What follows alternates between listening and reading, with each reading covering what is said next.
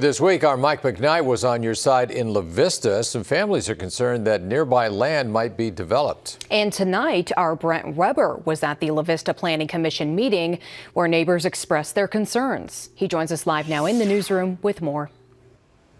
This is a classic dilemma of suburbanization. A developer snatches a piece of property with hopes of developing it, bringing jobs, adding to the tax coffers. But the families who live nearby raise the question, at what cost to our way of life? Which is where our Mike McKnight came in, spoke to neighbors north and south of the property who had questions for the City of La Vista Planning Commission. How could they be sure the land would not be used for a large-scale industrial site instead of the other smaller businesses already there? So the city came up with a plan to rezone where the property sits.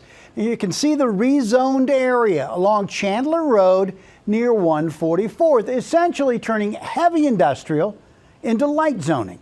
Neighbors had their questions answered and worries addressed.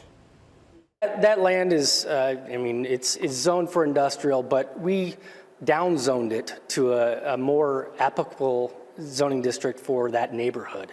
And we believe that it works a lot better overall for that neighborhood. And in the end, with the public input, I think we've come to a solution that works. We want to know what the public wants. I mean, our Vision 84 process is a very good example of that, where we went through a planning process to get public input and see what it resulted in is a new downtown for the city of La Vista.